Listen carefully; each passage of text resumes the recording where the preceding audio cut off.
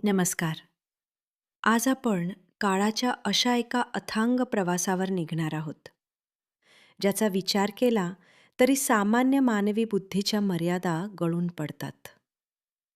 आपल्या सनातन संस्कृतीत पुराण आणि ग्रंथांमध्ये ब्रह्मदेवाचे एकूण आयुष्य 100 वर्ष सांगितले आहे. पण थांबा, ही 100 वर्ष म्हणजे आपली सामान्य मानवी 100 वर्ष नव्हेत.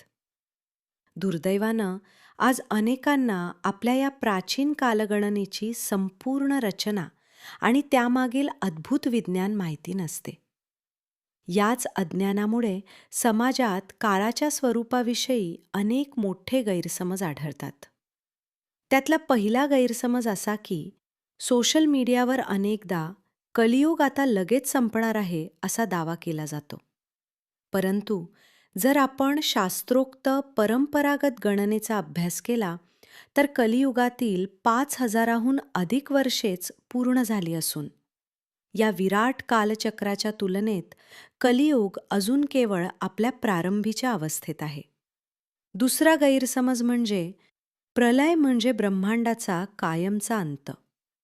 पण शास्त्रानुसार प्रलय हा सृष्टीचा शेवट नसून ती एका निश्चित कालखंडानंतर निसर्गाने घेतलेली सुप्तावस्था आहे.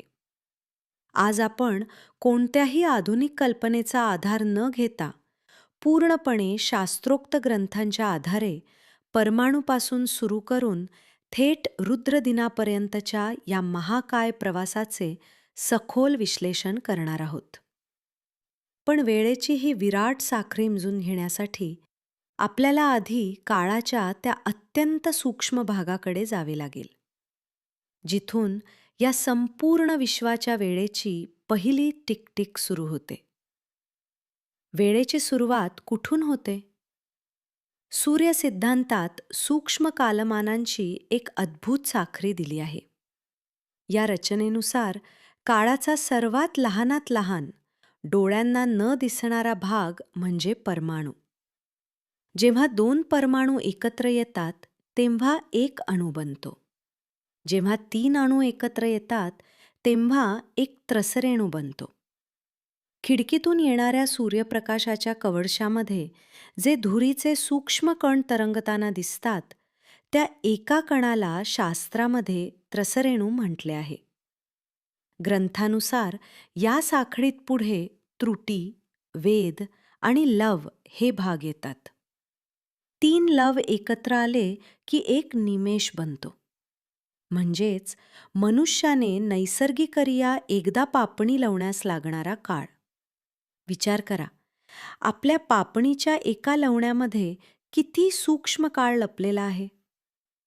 आता या निमेषापासून पुढे सरकताना 15 निमेष म्हणजे एक काष्ठा, 30 काष्ठा म्हणजे एक लघु, 15 लघु म्हणजे एक घटिका किंवा दंड, जो चंद्रगणनानुसार साधारण 24 मिनिटांचा असतो, आणि 2 घटिका मिळून बनतो एक मुहूर्त, म्हणजेच साधारण 48 मिनिटे. अशा प्रकारे संपूर्ण एका अहोरात्रात म्हणजेच दिवस आणि रात्रीत एकूण 30 मुहूर्त असतात, ज्यातून आपला 24 तासांचा एक दिवस पूर्ण होतो.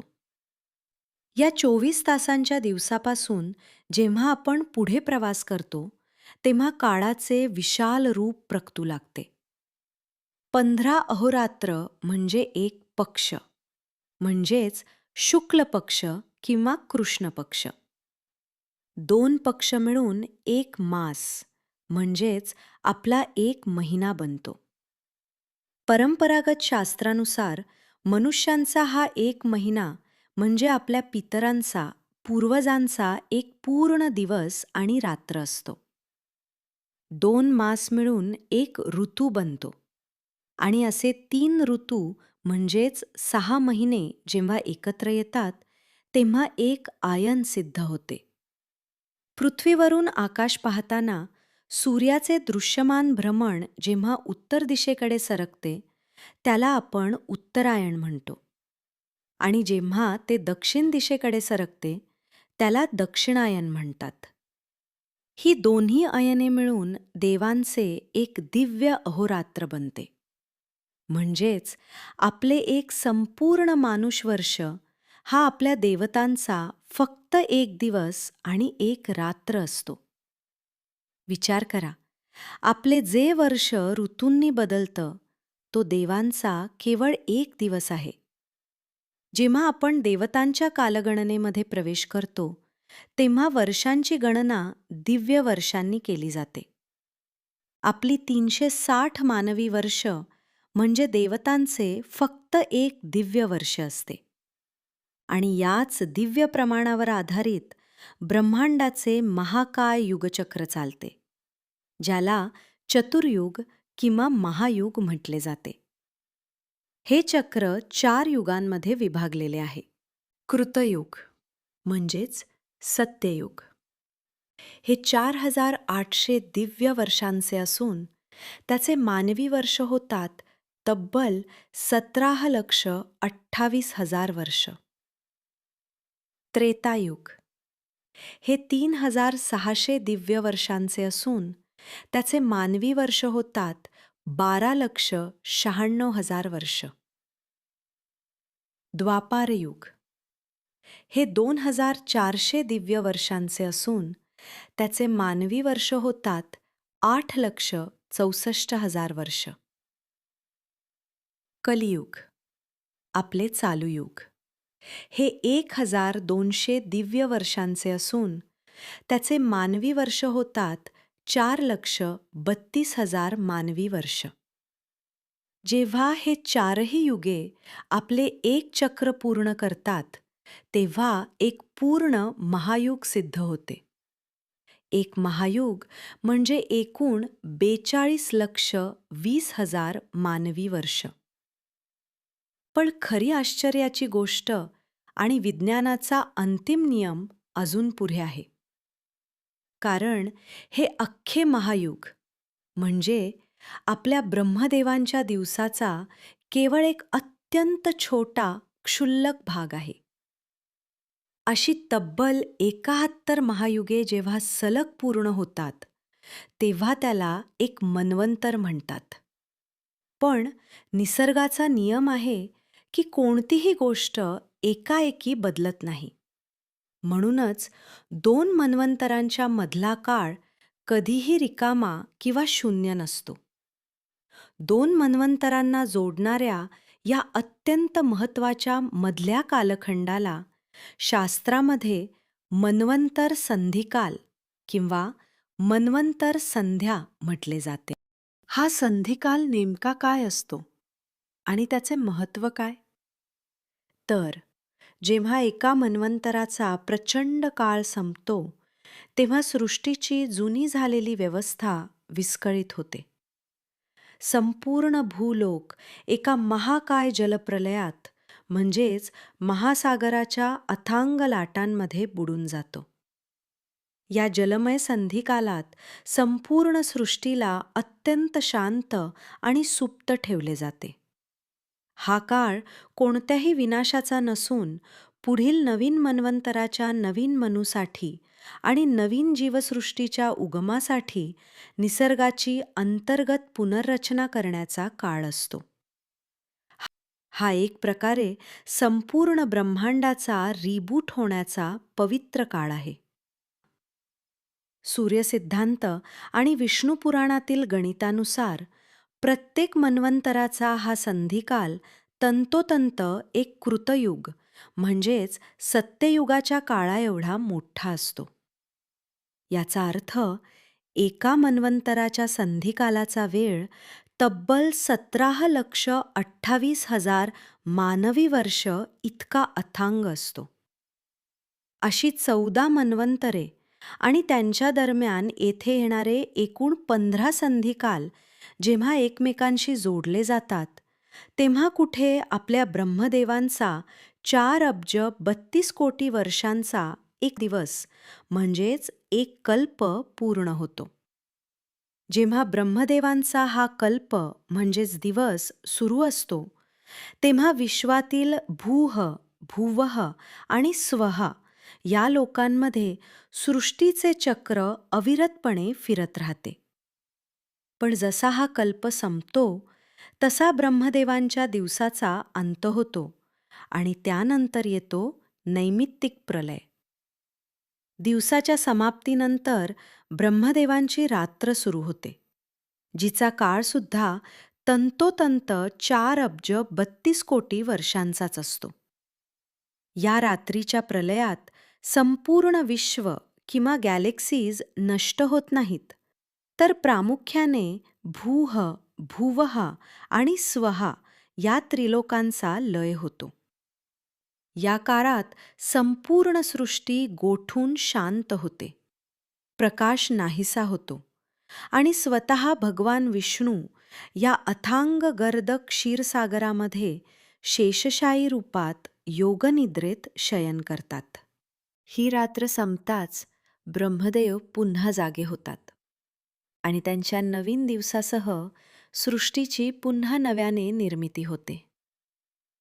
ब्रह्मदेवांचा असा एक दिवस आणि अशी एक रात्र मिळून एक अहोरात्र बनते. अशा 360 अहोरात्रांचे ब्रह्मदेवांचे फक्त 1 वर्ष होते आणि आपल्या ब्रह्मदेवांचे एकूण आयुष्य असते अशा 100 दिव्य ब्रह्मवर्षांचे. या संपूर्ण महाकाय कालखंडाला शास्त्रात महाकल्प किंवा परम म्हटले जाते.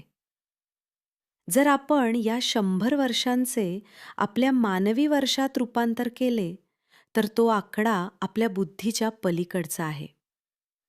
ब्रह्मदेवांचे एकूण आयुष्य म्हणजे 311 ट्रिलियन 40 अब्ज मानवी वर्ष. आणि जेव्हा ब्रह्मदेवांची ही 100 वर्ष पूर्ण होतात, तेव्हा विश्वात केवळ रात्रीचा प्रलय येत नाही, तर येतो प्राकृत प्रलय म्हणजेच महाप्रलय. या अंतिम महाप्रलयात केवळ त्रिलोक नव्हे, तर ब्रह्मांडाची मूळ भौतिक तत्वे म्हणजेच पृथ्वी, जल, अग्नी, वायू, आकाश आणि महत्त्वसुद्धा स्वतःचा आकार सोडून मूळ प्रकृतीमध्ये विलीन होतात. काळ आणि अवकाशसुद्धा इथे संपून जातो. परंतु सनातनी कालगणनेची अंतिम सीमा इथेही थांबत नाही. काही विशिष्ट शैव परंपरा आणि पुराणांच्या गूढ व्याख्यांमध्ये काळाची याहूनही अथांग आणि व्यापक सापेक्षता मांडली आहे. असे सांगितले जाते की जेव्हा हा महाकल्प समाप्त होतो आणि स्वतः ब्रह्मदेवांचे संपूर्ण आयुष्य पूर्ण होऊन ते प्रकृतीत विलीन होतात, तेव्हा तो काळ भगवान विष्णूंच्या कालमापनाचा एक अतिशय सूक्ष्म एका निमेषासारखा भाग असतो.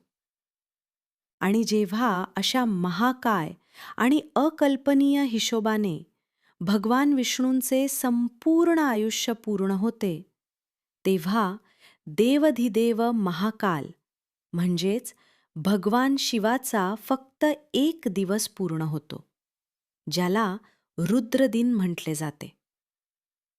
यावरून हे स्पष्ट होते की भारतीय ग्रंथांमध्ये अनेक लोक, अनेक ब्रह्मांड आणि अशा महाकाय विशाल कालचक्रांची संकल्पना हजारो वर्षांपूर्वीच अत्यंत शास्त्रोक्त पद्धतीने मांडली गेली होती, जी काळाच्या अनंततेची आणि अमर्याद स्वरूपाची साक्ष देते. आता एवढ्या महाकाय आणि अथांग ब्रह्मांडाच्या टाईमलाईनचा विचार केल्यावर मनात विचार येतो की आज या क्षणी आपण नक्की कुठे आहोत? आपल्या संस्कृतीत पूजेच्या सुरुवातीला जो संकल्प सोडला जातो, तो संकल्प म्हणजे दुसरा काही नसून या विश्वातील आपला अचूक टाईम आणि स्पेसचा पत्ता आहे. त्यानुसार आपली आजची सद्यस्थिती पुढीलप्रमाणे आहे.